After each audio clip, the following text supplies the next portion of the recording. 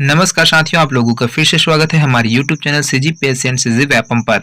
दोस्तों, रोज की तरह आज भी मैं आप लोगों के लिए 50 प्रश्न लेकर आया हूं जो कि रसायन शास्त्र से है। तो आज के टॉपिक में देखेंगे दोस्तों अम्ल, क्षार एवं लवण। इसमें से 50 महत्वपूर्ण प्रश्न लेकर आए हैं दोस्तों, जो कि छत्तीसगढ़ व्यापम के द्वारा विभिन्न प्रतियोगी परीक्षाओं में बार बार पूछा गया है। तो हमारे साथ लास्ट तक बने रहिएगा और इस वीडियो को अंत तक जरूर देखिएगा। वीडियो पसंद आएगा तो ज़्यादा से ज़्यादा लोगों तक शेयर करेगा और साथ में अगर पहली बार कोई भी दोस्त हमारे इस वीडियो को देख रहे होंगे तो हमारे चैनल को जरूर सब्सक्राइब करेगा। हमारे टेलीग्राम चैनल से जुड़ने के लिए दोस्तों डिस्क्रिप्शन बॉक्स में लिंक दे दिया गया है, तो आप वहां से जाकर जुड़ सकते हैं और इसका पीडीएफ है उसको प्राप्त कर सकते हैं। तो चलिए दोस्तों, बिना किसी देरी के आपके स्क्रीन पर है पहला प्रश्न। पहला प्रश्न बोलता है दोस्तों, लवणों के विलयनों का कौन सा युग्म अम्लीय प्रकृति का है? मैग्नीशियम सल्फेट एवं सोडियम सल्फेट, कॉपर सल्फेट एवं अमोनियम सल्फेट, सोडियम एसीटेट एवं अमोनियम क्लोराइड और sodium acetate plus ammonium cyanide. तो यहाँ पर इसका जो करेक्ट आंसर है दोस्तों वो हो जाएगा आपको ऑप्शन बी, कॉपर सल्फेट एवं अमोनियम सल्फेट है।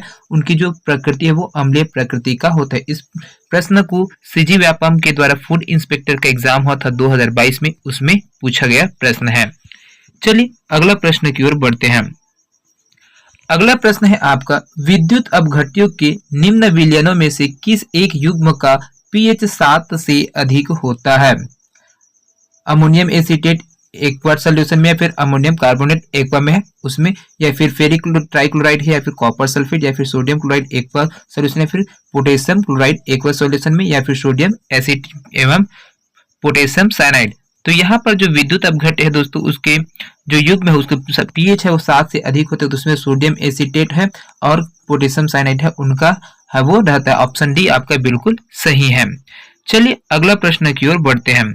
अगला प्रश्न है आपका, पोटेशियम साइनाइड के जलीय विलयन का पीएच मान कितना होता है? पोटेशियम साइनाइड है दोस्तों, उसका जलीय विलयन का पीएच मान कितना होता है? तो ये 7 से थोड़ा अधिक होता है। व्यापक के द्वारा इसको पीएच मान है दोस्तों उसका 7 लिया गया था, जो कि उदासीन है। तो ऐसा बिल्कुल नहीं, क्योंकि पोटेशियम साइनाइड वो क्षारीय प्रकृति का होता है और उसका जलीय विलयन में भी मिलाएंगे तो 7 से थोड़ा हल्का सा क्षारीय प्रकृति का होता है। लेकिन यहाँ पर जो ऑप्शन बी है मैं बता रहा हूँ वो पीएच 7 लिया गया था व्यापम में। इनका जो पोटेशियम साइनाइड है वो करीब करीब 8 के यहाँ पर होता है ना, तो इसको भी ध्यान में रखिएगा। चलिए अगला प्रश्न की ओर बढ़ते हैं। अगला प्रश्न है, अम्ल वर्षा जल के पीएच का परास कितना होता है? 3.5 से 5.6%, 8 से 9%, 0 से 2% या फिर 7 से 8.5%। तो यहाँ पर जो अम्ल वर्षा है दोस्तों उसका जल का जो पीएच का परास होता है वो हो जाएगा आपका ऑप्शन ए बिल्कुल सही हो जाएगा। यहाँ पर आपका 3.5 से 5.6%, क्योंकि जो 7% है दोस्तों वो उदासीन प्रकृति होते है और इसे 7 से कम होने पर यहाँ पर क्या होता है आपका जो अम्लीय प्रकृति का हो जाता है और 7 से अधिक होने पर वह क्षारीय प्रकृति का हो जाता है। तो अम्ल वर्षा होता है दोस्तों उसमें सल्फ्यूरिक एसिड और नाइट्रिक एसिड है वो मिलर रहता है, इसकी वजह से वो अम्लीय प्रकृति का है वो रहता है। इसको व्यापम के द्वारा लेबर इंस्पेक्टर के एग्जाम होता 2018 में, उसमें पूछा गया प्रश्न है। चलिए अगला प्रश्न की ओर बढ़ते हैं। अगला प्रश्न है आपका, निम्नलिखित में से कौन सा अम्लीय गालक है? Silicon oxide, calcium oxide, magnesium oxide या फिर आयरन ऑक्साइड। तो यहाँ पर इसका जो करेक्ट आंसर है दोस्तों वो हो जाएगा आपको ऑप्शन है सिलिकॉन ऑक्साइड। ये अम्लीय गालक होता है। इसको सीजीवीएफएम के द्वारा 2019 में लिया गया प्रश्न है। चलिए अगला प्रश्न की ओर बढ़ते हैं। अगला प्रश्न है, तांबे की गर्म एवं सांद्र नाइट्रिक अम्ल से अभिक्रिया में उत्पन्न होने वाली गैस है N2O, NO, NO2 या फिर N2। तो यहाँ पर जो आपको तांबे को गर्म करेंगे और सांद्र नाइट्रिक अम्ल से अभिक्रिया में जो उत्पन्न होता है गैस दोस्तों वो होता है आपका नाइट्रोजन ऑक्साइड NO2। चलिए अगला प्रश्न की ओर बढ़ते हैं। बहुत ही महत्वपूर्ण प्रश्न है दोस्तों, ऐसे प्रश्न बहुत बार पूछा गया है। अंतरराष्ट्रीय मापदंडों के अनुसार पेयजल का पीएच निम्न के मध्य होता है।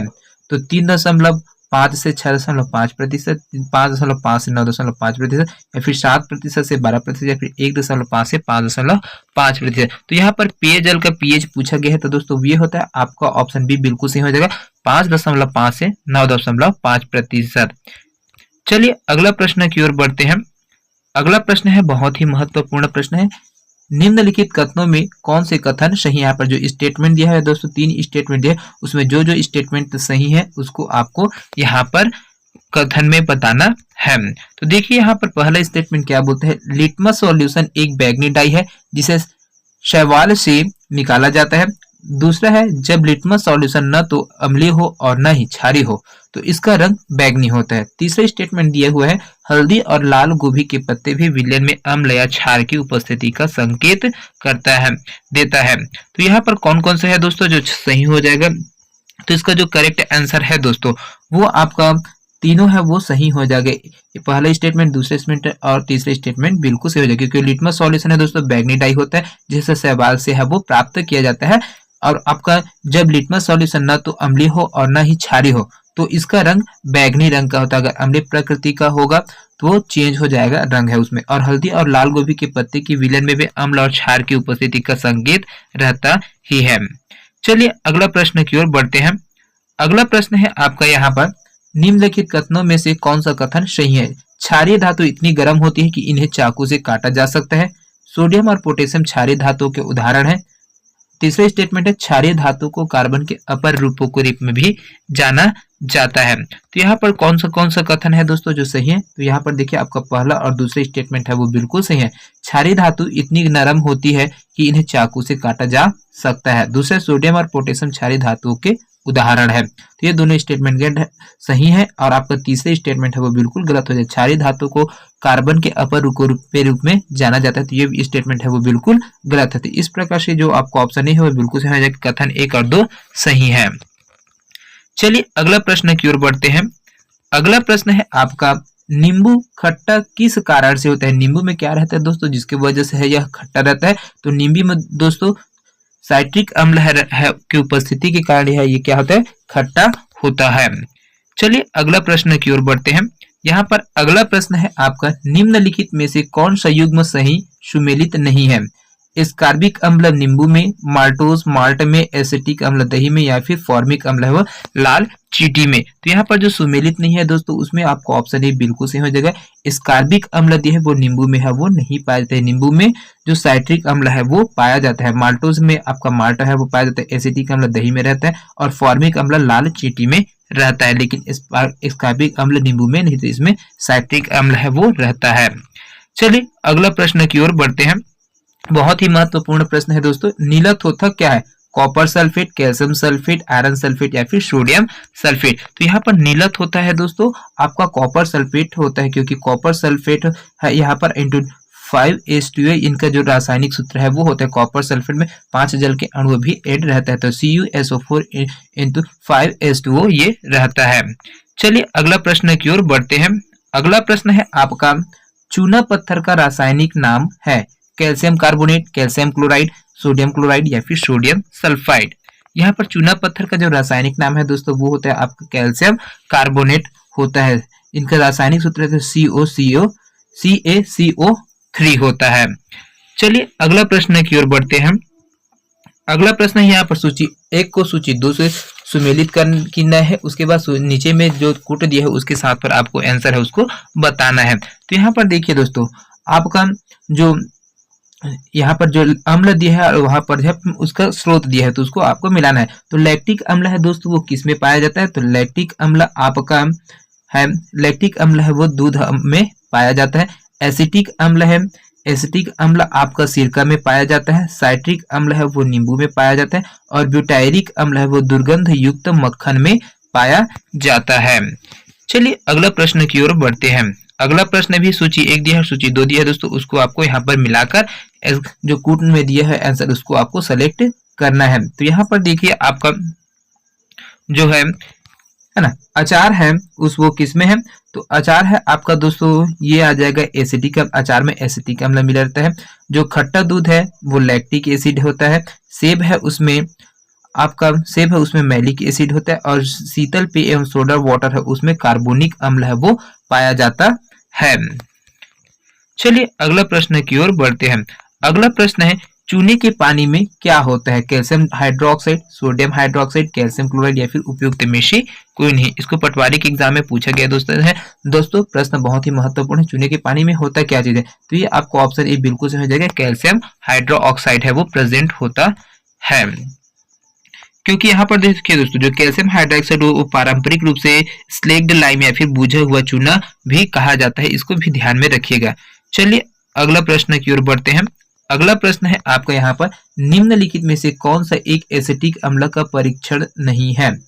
पहला, इसका उदासीन विलयन उदासीन फेरिक क्लोराइड विलयन के साथ अंगूरी लाल रंग देता है। बी में दिया हुआ है, सल्फ्यूरिक अम्ल की उपस्थिति में एथिल अल्कोहल के साथ गर्म करने पर यह फलों का सुगंध देता है।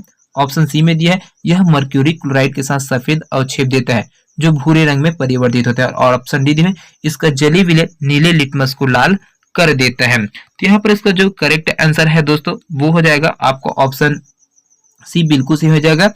यह मर्क्यूरी क्लोराइड के साथ सफेद अवक्षेप देता है जो भूरे रंग में परिवर्तित हो जाता है। ये वाला जो परीक्षण है एसिटिक अम्ल का परीक्षण करेंगे तो ये वाला ऑप्शन आपका बिल्कुल गलत हो जाएगा। ऑप्शन सी है वो बिल्कुल गलत है, बाकी आपका बिल्कुल सही है बाकी ऑप्शन।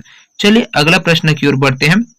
अगला प्रश्न है यहाँ पर, यदि एक रासायनिक विलयन नीले लिटमस को लाल कर देता है तो विलयन का पीएच मान क्या होगा? तो कोई भी दोस्तों रासायनिक विलयन है उसमें अगर नीला लिटमस है उसको लाल कर देता है तो उनका जो पीएच मान होता है वो 7 से कम होता है। तो ये यहाँ पर जो ऑप्शन दिया उसमें आपका ऑप्शन ए है बिल्कुल सही हो जाएगा, क्योंकि 7% से वो नीचे का कम का रहता है वो अम्लीय प्रकृति के होता है और जो 7 से अधिक होता है वो क्षारीय प्रकृति का होता है। तो यहाँ पर जो पीएच का जो फुल फॉर्म होता है तो पावर ऑफ हाइड्रोजन होता है ना। तो ये चीज को भी ध्यान रखिए कि पीएच का फुल फॉर्म कहते हैं पावर ऑफ हाइड्रोजन। जो हाइड्रोजन आयन है उसकी सांद्रता यहाँ पर है वो दिखाई जाता है। इसको मार्क फीड के एग्जाम होता 2017 में, उसमें पूछा गया प्रश्न है।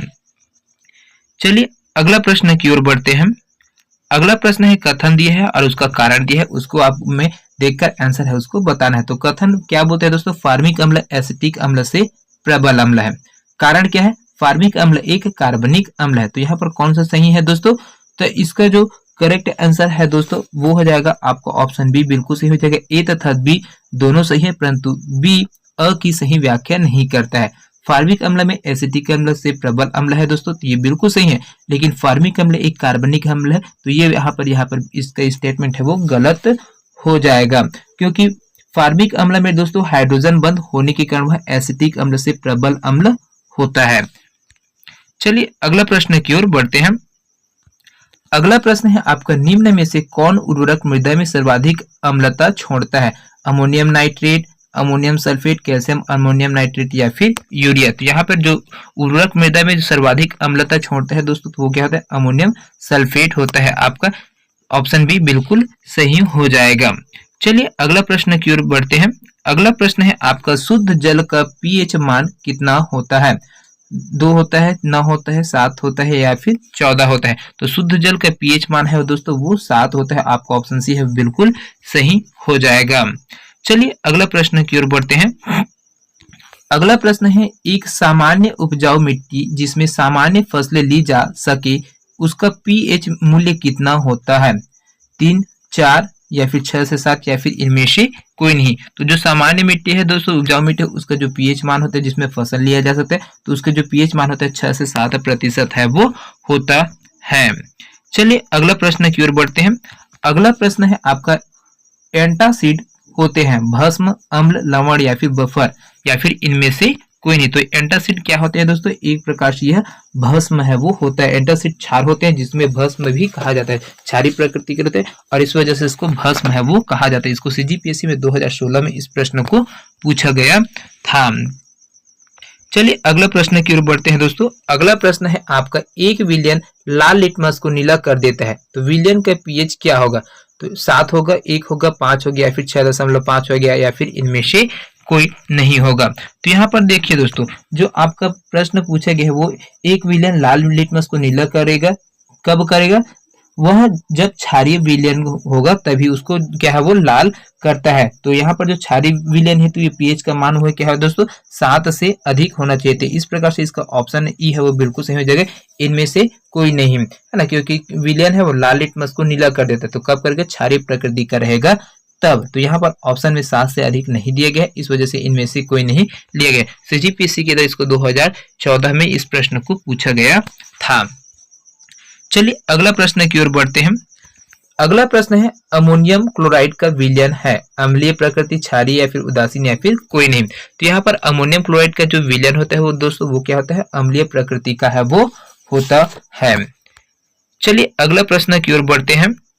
अगला प्रश्न है आपका, निम्न में से कौन सबसे अधिक श्यान है, अल्कोहल, पानी, शहद या फिर गैसोलीन, है ना। तो यहाँ पर इसका जो करेक्ट आंसर है दोस्तों वो हो जाएगा आपका ऑप्शन सी है, वो बिल्कुल से हो जाएगा शहद है, उसका जो श्यानता है वो अधिक होता है जो ऑप्शन में दिया है उनके आधार पर, क्योंकि जो श्यानता किसी तरल का वह गुण होता है जिसके कारण वह किसी बाहरी प्रतिबल या अपरूपक प्रतिबल के कारण अपने को विकृत करने का विरोध करता है। और जो यहाँ पर इसकी वजह से यहाँ पर जो ऑप्शन दिया हुआ है दोस्तों अल्कोहल, पानी, गैसोलीन और शहद, तो इसमें ये इनकी जो अधिकता है वो शहद में ज्यादा होता है। चलिए अगला प्रश्न की ओर बढ़ते हैं। यहाँ पर अगला प्रश्न है आपका, एक विलयन लाल लिटमस को नीला कर देता है, तो विलयन का पीएच कितना है। तो यहाँ पर आपको ऑप्शन डी है वो बिल्कुल सही हो जाएगा दोस्तों, उपयुक्त में से क्यों नहीं, क्योंकि जब वह कोई भी विलयन अगर क्षारीय प्रकृति का है तभी वो लाल लिटमस को नीला कर देगा, और अगर है ना, तो ये चीज को ध्यान में रखिएगा, बहुत ही महत्वपूर्ण प्रश्न है। चलिए अगला प्रश्न की ओर बढ़ते हैं। अगला प्रश्न है आपका, चूने का पानी किसके द्वारा दूधिया हो जाता है, CO के द्वारा, CO2 के द्वारा या फिर CO2 के या फिर O3 के द्वारा। तो चूने का पानी जो है दोस्तों वो कार्बन डाइऑक्साइड की उपस्थिति की वजह से क्या है, दूधिया है वो हो जाता है। चलिए अगला प्रश्न की ओर बढ़ते हैं दोस्तों। अगला प्रश्न है आपका, रसायन उद्योग में कौन सा तेजाब मूल रासायनिक माना जाता है, H2CO3, HNO3, H2SO4 या फिर HCl। तो यहाँ पर इसका जो करेक्ट आंसर है दोस्तों वो हो जाएगा, कोई भी रसायन उद्योग में जो H2SO4 सल्फ्यूरिक एसिड है उसको मूल रासायनिक है वो माना जाता है, क्योंकि जो रसायन उद्योग है दोस्तों उसमें सल्फ्यूरिक एसिड है उसका मूल माना जाता है।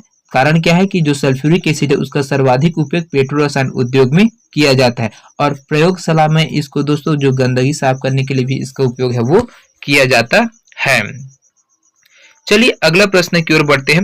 अगला प्रश्न है आपका, लंबे समय तक कठोर शारीरिक कार्य के पश्चात मांसपेशियों में थकान अनुभव होने का कारण क्या होता है दोस्तों, ऑक्सीजन की आपूर्ति में कमी, पेशी तंतु की थोड़ी बहुत टूट फूट या फिर ग्लूकोज का अवक्षय या फिर लैक्टिक एसिड का संचय। तो यहाँ पर देखिए दोस्तों, जो शारीरिक कार्य करते हैं तो उसमें मांसपेशियों में थकान महसूस होने का कारण क्या रहता है, जो लैक्टिक एसिड है उसका संचय हो जाता है, जिसकी वजह से हमें है वो थकान है वो उसका अनुभव होता रहता है।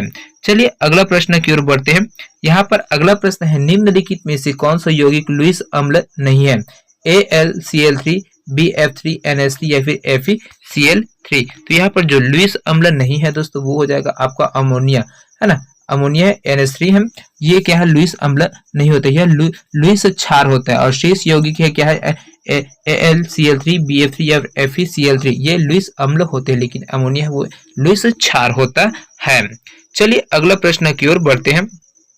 अगला प्रश्न है आपका, नींबू खट्टा किस कारण से होता है। तो यहाँ पर जो साइट्रिक अम्ल है दोस्तों उसकी उपस्थिति के कारण है नींबू है वो क्या है, खट्टा होता है। और जो अगर शरीर है वह दोस्तों किसी के शरीर में उसमें विटामिन सी की कमी को यह जो खट्टापन है वो दूर करता है। तो इसको भी ध्यान में रखिएगा, बहुत ही महत्वपूर्ण प्रश्न है। चलिए अगला प्रश्न की ओर बढ़ते हैं। अगला प्रश्न है आपका, जल में कार्बन डाइऑक्साइड प्रवाहित करने पर बना सोडा वाटर क्या है, एक ऑक्सीकारक है, क्षारीय प्रकृति का है, अम्लीय प्रकृति का है, या फिर एक अपचायक है। तो इसका करेक्ट आंसर हो जाएगा दोस्तों आपको ऑप्शन सी बिल्कुल सही हो जाएगा, अम्लीय प्रकृति का होता है ना, क्योंकि जब जल में जो दोस्तों कार्बन डाइऑक्साइड को प्रवाहित करने पर बना जो सोडा वाटर अम्लीय प्रकृति का होता है। सोडा वाटर में अधिक दाब पर गैस घुली रहती है, तो इसको भी ध्यान में रखिएगा, बहुत ही महत्वपूर्ण प्रश्न है। चलिए अगला प्रश्न की ओर बढ़ते हैं। अगला प्रश्न है आपका, निम्नलिखित में से कौन सा कार्बनिक अम्ल अंगूर, इमली तथा केला में प्रचुर मात्रा में विद्यमान रहता है, एसिटिक अम्ल, साइट्रिक अम्ल, लैक्टिक अम्ल या फिर टार्टेरिक अम्ल। तो यहाँ पर जो कार्बनिक अम्ल है दोस्तों वो अंगूर, इमली और केला में, तो कौन सा अम्ल है वो प्रचुर मात्रा में पाया जाता है, तो आपको ऑप्शन डी बिल्कुल सही हो जाएगा, टार्टरिक अम्ल है वो अंगूर, इमली और केला में प्रचुर मात्रा में पाया जाता है। चलिए अगला प्रश्न की ओर बढ़ते हैं। आपका नीलत होता क्या है दोस्तों, तो ये आपका ऑप्शन ए बिल्कुल सही हो जाएगा, कॉपर सल्फेट होता है। चलिए अगला प्रश्न की ओर बढ़ते हैं। यहाँ पर सूची 1 तथा सूची 2 को सुमेलित कीजिए तथा नीचे दी गई कूट से सही उत्तर है उसको चुनना है। तो यहाँ पर देखिए दोस्तों, जो चीज है वो सूची 1 दी है और सूची 2 दी है, उसको आपको यहाँ पर सुमेलित करना है। तो यहाँ पर जो सुमेलित करेंगे तो दोस्तों ये क्या चीज होगा, आपका जो लैक्टिक अम्ल है वो आपका दूध में है पाया जाता है, एसिटिक अम्ल है वो सिरका में पाया जाता है, साइट्रिक अम्ल है नींबू में पाया जाता है और ब्यूटारिक अम्ल है वो दूध के मक्खन दुर्गंध युक्त मक्खन है उसमें पाया जाता है। चलिए अगला प्रश्न की ओर बढ़ते हैं। यहाँ पर आपका सूची 1 दी है, सूची 2 को दी है, उसको मिलान करना है और आपका आंसर है उसको बताना है। तो ऑप्शन ए में दिया है दोस्तों, सूची 1 में दिया है वो वॉशिंग सोडा। जो वॉशिंग सोडा है दोस्तों वो किस में रहता है, तो यहाँ पर देखिए जो आपका वॉशिंग सोडा है ना, वॉशिंग सोडा है वो आपका बी में आ जाएगा। यहाँ पर जो बी है उसमें आ जाएगा। 4 है ये सोडियम कार्बोनेट है, वॉशिंग सोडा है वो सोडियम कार्बोनेट होता है। कास्टिक सोडा है ना, कास्टिक सोडा है ये सोडियम हाइड्रोक्साइड इसमें रहता है। नीलत होता है आपका कॉपर सल्फेट होता है और हाइपो है वो क्या है, सोडियम थायोसल्फेट है वो होता है। चलिए अगला प्रश्न की ओर बढ़ते हैं। अगला प्रश्न है आपका, निम्नलिखित अम्लों में से किसको बेकिंग पाउडर के निर्माण में उपयोग करते हैं, ऑक्जेलिक अम्ल का, लैक्टिक अम्ल का, टार्टरिक अम्ल का या फिर बेंजोइक अम्ल का। तो यहाँ पर बेकिंग पाउडर के निर्माण में उपयोग किया जाता है दोस्तों, तो ये हो जाएगा आपका टार्टरिक अम्ल, है ना। चलिए अगला प्रश्न की ओर बढ़ते हैं।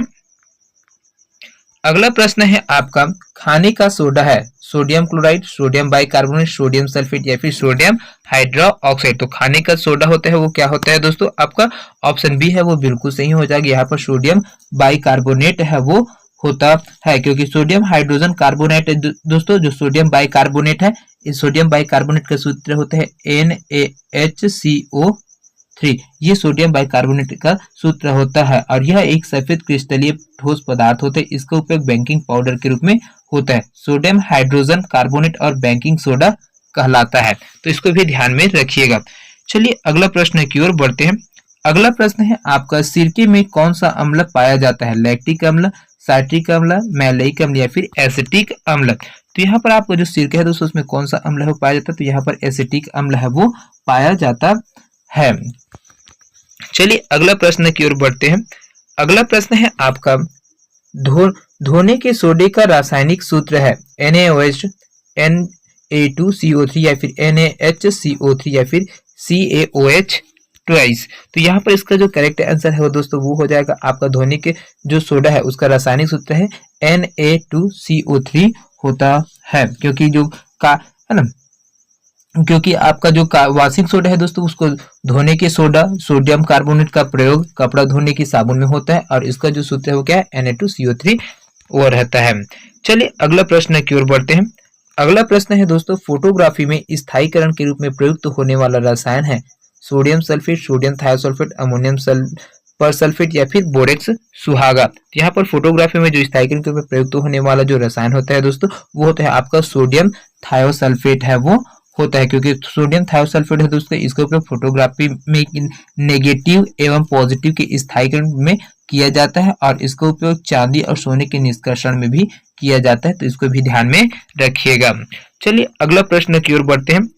अगला प्रश्न है आपका, खाने का नमक NaCl किसका बनता है, कमजोर अम्ल और कमजोर क्षार से, मजबूत अम्ल और मजबूत क्षार से, कमजोर अम्ल और मजबूत क्षार से या फिर मजबूत अम्ल और कमजोर क्षार से। तो यहाँ पर जो सोडियम क्लोराइड है दोस्तों वो किससे बनता है, तो ये मजबूत अम्ल और मजबूत क्षार से है वो बनता है। प्रबल अम्ल और प्रबल क्षार के मध्य अभिक्रिया से निर्मित नमक को ही क्या बोलते हैं, उदासीन लवण कहते हैं। जैसे सोडियम क्लोराइड है, पोटेशियम नाइट्रेट है वो, यहाँ पर NaCl सोडियम क्लोराइड हो जाएगी, यहाँ पर पोटेशियम आपका नाइट्रेट है वो हो जाता है KNO3, ये पोटेशियम नाइट्रेट होता है।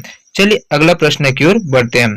अगला प्रश्न है आपका, एक कार बैटरी में प्रयुक्त विद्युत अपघट्य होता है हाइड्रोक्लोरिक अम्ल, सल्फ्यूरिक अम्ल, नाइट्रिक अम्ल या फिर आसुत जल। तो यहाँ पर विद्युत अपघट्य किसमें होता है दोस्तों, तो ये होता है आपका सल्फ्यूरिक अम्ल है उसमें, क्योंकि जो कार के बैटरी है उसमें प्रयुक्त विद्युत अपघट्य है वो सल्फ्यूरिक अम्ल होता है H2SO4 और इसकी प्रवृत्ति प्रबल अम्ल की होती है। चलिए अगला प्रश्न की ओर बढ़ते हैं। अगला प्रश्न है आपका, निम्नलिखित में से किसकी मात्रा अम्ल वर्षा में सबसे अधिक होती है, HCl के, HNO3 की, H2SO4 की या फिर H2CO3 की। तो यहाँ पर देखिए दोस्तों, जो अम्ल वर्षा होता है ना, अम्ल वर्षा होता है उसमें जो जो अम्ल होता है वो सल्फ्यूरिक एसिड है, उसकी मात्रा है वो सर्वाधिक होती है। इसका जो प्रतिशत होता है दोस्तों वो 70% होता है, जिसकी वजह से ये अम्ल वर्षा है वो होता है ना। चलिए अगला प्रश्न की ओर बढ़ते हैं।